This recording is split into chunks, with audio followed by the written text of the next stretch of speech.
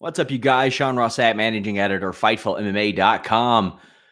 UFC 230 post-fight press conference coverage. We have a full podcast over on the Pro Wrestling channel or just at FightfulMMA.com. Head on over. Full coverage, lots of stories. Remember to subscribe to this page and comment to be entered to win a signed Chuck Liddell Randy Couture photo, which we will give away on the post-show of Chuck Liddell's return fight. Let's go ahead and talk about this post-show presser.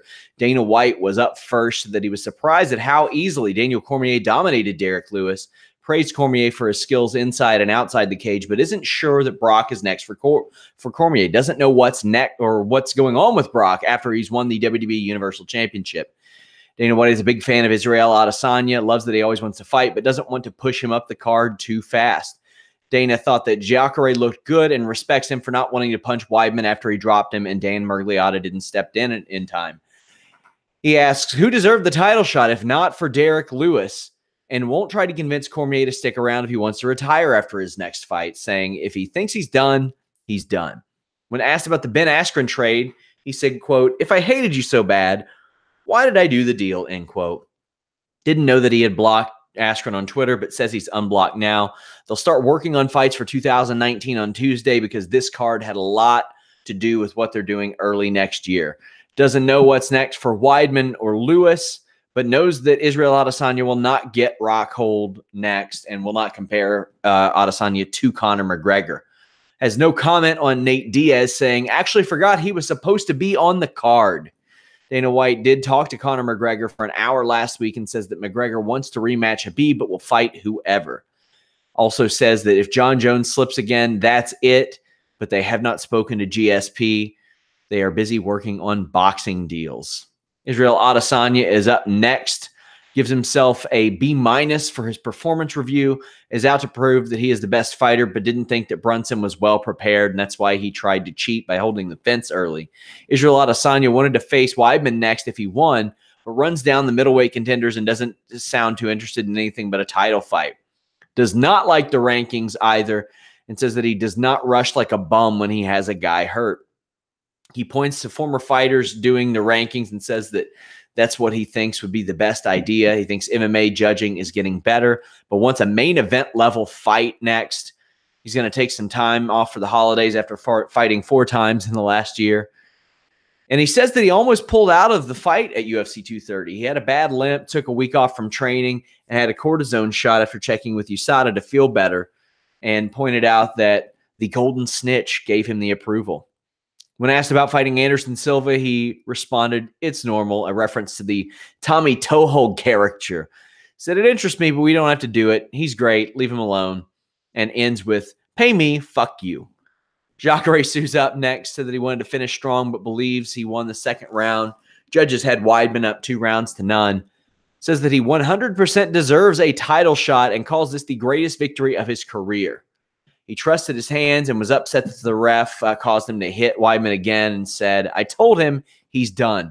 Jacare says he and his wife were worried about Weidman after the fight. Says, we are family. Says he doesn't care who wins between Whitaker and Gastelum. I never lose a rematch. Jacare calls Adesanya an impressive fighter, but says that he needs more fights. I'm going to fight for the title. What would I think about him? Jacare said. Derek Lewis up now, but he's not sure why he's there because he lost. Said that Cormier did what he thought he was going to do, was hoping that he could get it to the 3rd round, but he also wants to rest up until next summer, and he felt good coming into the fight. Lewis did not expect a low single from Cormier,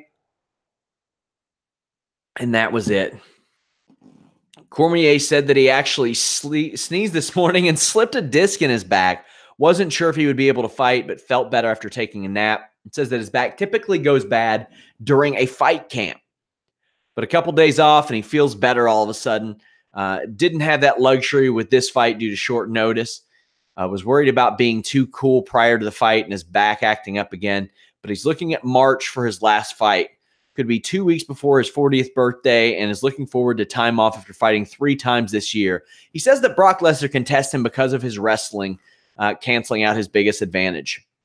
DC says that Lewis hit him hard when he was going for a takedown, and the game plan was to keep throwing different takedown looks at Lewis to make him lost. DC says that his leg is swollen from one kick and calls Lewis a specialist who is not as good at Stipe.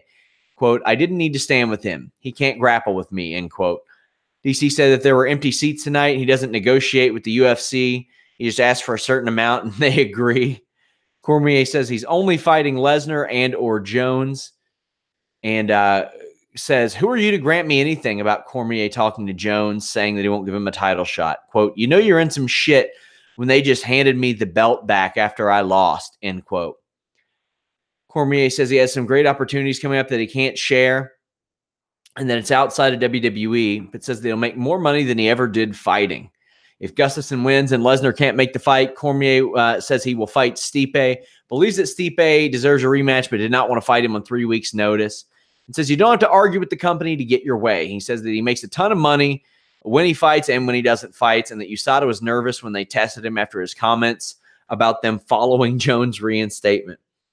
Cormier says that winning fights is great, but going through his phone afterwards sucks because all the messages, and then he has turned off his red receipts. Cormier ends by saying that he'll text Brock if he messaged him, and that's it for the press conference. We do have live coverage of every press conference on our Twitter at Fightful MMA and over at FightfulMMA.com. Remember, subscribe to this page.